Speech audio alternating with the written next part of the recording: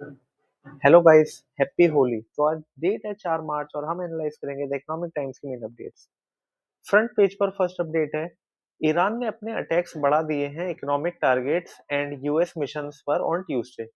President Donald Trump ने warn किया कि अब बातचीत का समय जा चुका है। आपको बता दूं, ड्रोन एंड मिसाइल सब टारगेट कर रहे हैं ऑयल फैसिलिटीज को एंड यूएस की एम्बेसीज को इन गल्फ कंट्रीज। ट्रंप ने अपने सोशल मीडिया हैंडल पर लिखा कि उनका air defence, air force, navy and leadership सब जा चुका है। अब वो बात करना चाहते हैं, तो मैंने कहा कि अब बातचीत का समय चला गया है।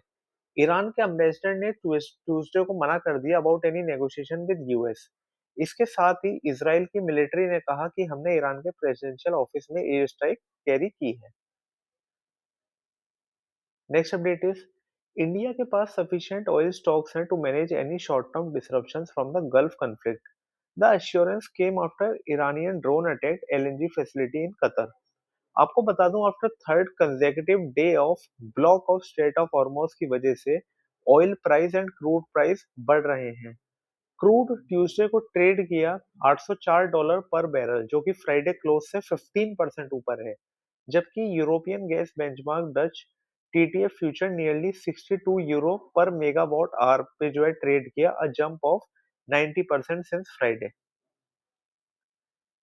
Next update is, oil and gas companies ने इन्फॉर्म किया है इंडस्ट्रियल कस्टमर को of possible disruption in propane and natural gas supply after drone attack from Iran. Next update is, काफी कंपनीज के सीईओ इस वक्त गल्फ में फंसे हुए हैं एंड वो कोशिश कर रहे हैं कि उन्हें सीट मिल जाए जिस तरह से वो घर आ पाए। काफी सारे सीईओ ऐसे हैं जो बिजनेस रिव्यू मीटिंग के लिए गए थे बट अब गल्फ में स्टक हो गए हैं।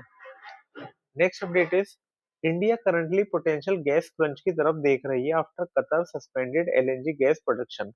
आपको बता दूं, हमारे पास अभी करंटली 2 महीने का स्टॉक है of urea and D ammonium phosphate का। नेक्स्ट अपडेट इज, आरबीआई ने एटलीस्ट 3 एनबीएफसी से जवाब मांगा है कि उन्होंने उन बोरोवर्स को लोन क्यों दिया जो ऑलरेडी डिफॉल्ट में है। आपको बता दूं, आरबीआई इंस्पेक्टर के पास कुछ केसेस आए थे जिसमें कस्टमर ने व्हीकल लोन में डिफॉल्ट किया था, बट फिर भी उन्हें फ्रेश डिसबर्समेंट मिला होम लोन या प्रॉपर्टी लोन के लिए।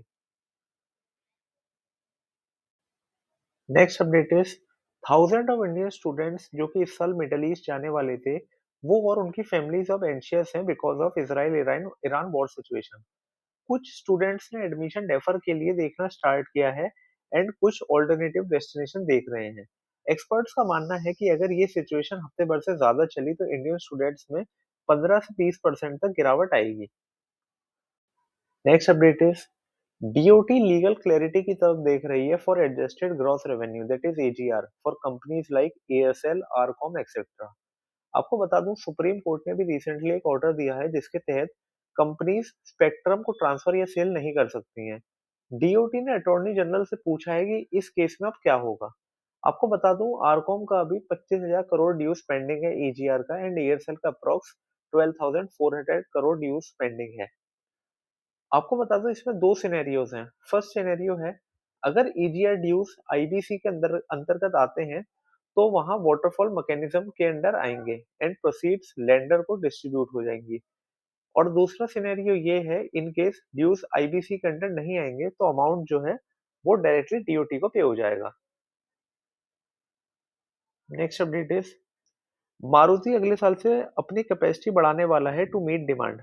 आपको बता दूं, फिलहाल टोटल इंस्टॉल्ड कैपेसिटी है 2.6 मिलियन यूनिट्स पर एनम और अभी करंटली पेंडिंग ऑर्डर है 2 लाख व्हीकल के एंड स्टॉक है मारुति के पास 12 दिन का।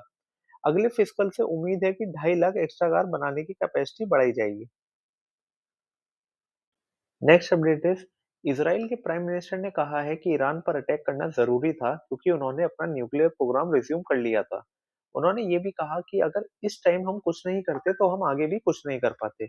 मीनवाइल ईरान के रेवोल्यूशनरी गार्ड्स का कहना है कि यूएस एंड इसराइल तैयार रहें, अभी उनके खिलाफ और इंटेंस एक्शन वो लोग लेने वाले हैं। Next update is, US president Donald Trump ने कहा कि यूएस एंड यूके के बीच बॉन्ड अब पहले जैसा नहीं रहा। ब्रिटेन के पीएम ने कहा था कि यूके अमेरिका के साथ पार्ट नहीं लेगा तेहरान पर असॉल्ट करने में। ट्रंप ने साथ ही कहा कि ऐसा नहीं है कि उन्हें यूके की नीड है, but still delay is very disappointing. Guys, इसी के साथ मैंने रिलेवेंट अपडेट्स आपके लिए सुपर फास्ट तरीके से कवर करी। For daily updates please follow my channel CMI into Million। If you like my content please like, share and subscribe.